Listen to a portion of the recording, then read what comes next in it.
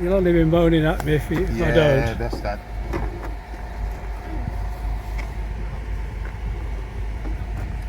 So it must be a proud moment for you today, Wait mate. a minute, I've got to get my head done first. Oh, bloody hell. The vanity of it, you know, you just can't believe it, can you?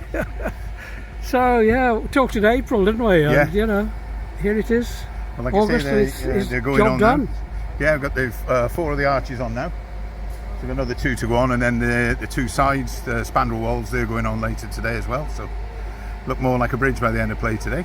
Well, they had a bridge before and it got taken down because it was a humpback bridge, you know, but this looks like a humpback bridge. Well, if you look where that lorry is across the other side, Yeah. the road's going to be built up to just underneath the number plate.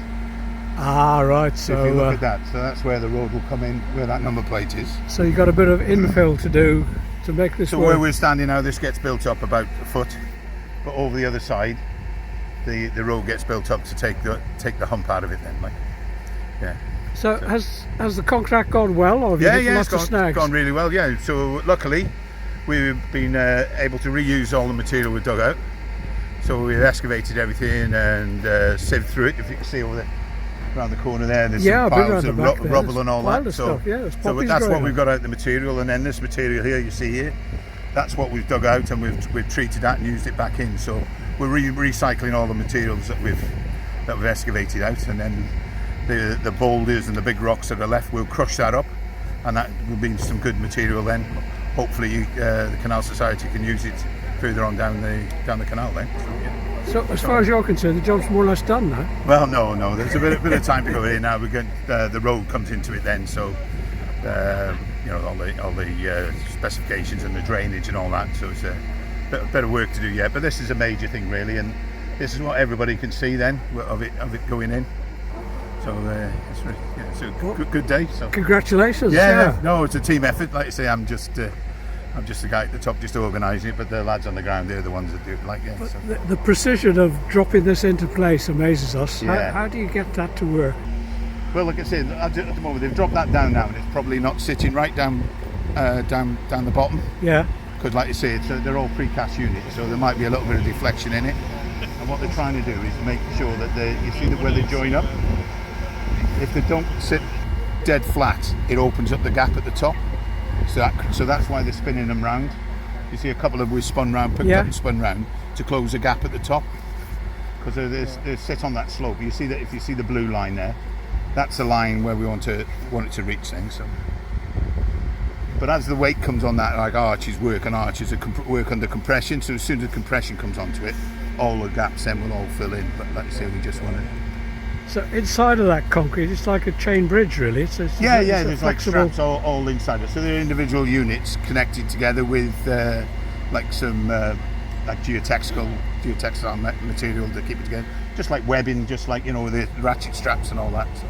But there is a point that if you pick it up too much, you can snap them. Yeah. So if you look at that, that's why they're lifted on 2 points, and the middle bit is on a pulley block, and that gets the arch up to the right measurement then. Wouldn't it have been simpler to make the arch in the factory and bring it onto the lorry? Too big. Too much weight, yeah. But like I say, the size of crane we'd have to have here, and the temporary works to go in for doing the crane pad would cost an absolute fortune then. Like I say, you'd have to build all the ground and test the ground, and so the big cranes, and so no. But this system here, or the other system is cast it in situ.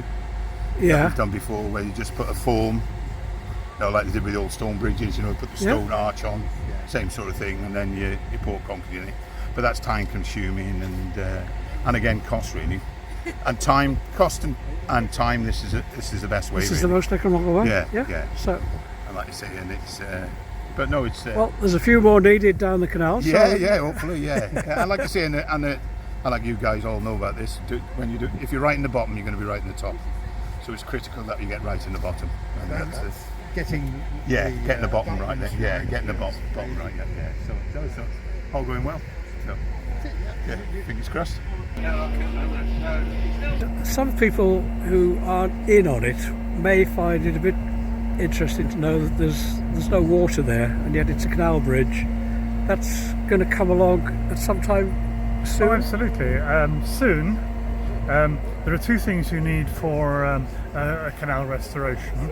You need money, and you need the engineering worked out.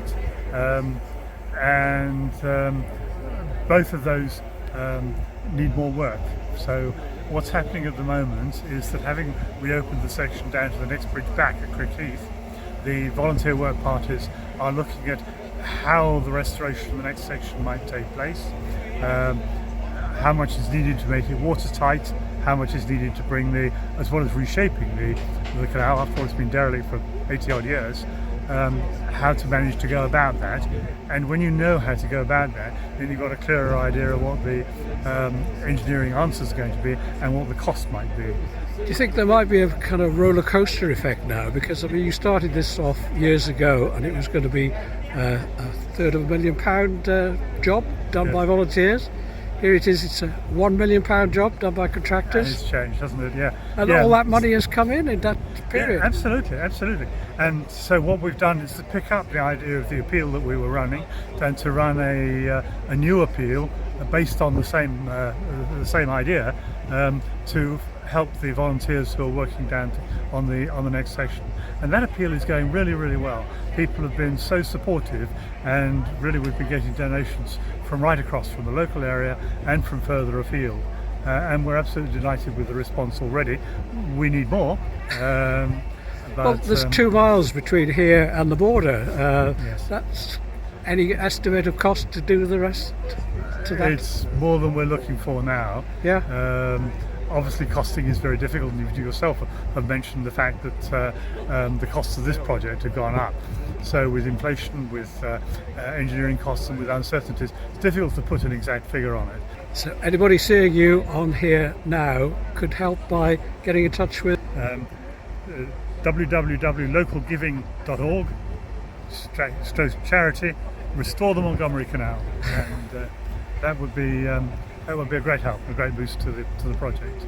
You used to tell me 10 years to Welsh Pool. Oh yes, easily. Yes, I've been saying that for 40 years now. Yes, money and engineering, that's all. Just and the money helps. And it drops into place just like the Yes, yeah. crowning of this incarnation. Absolutely, yeah. Very exciting.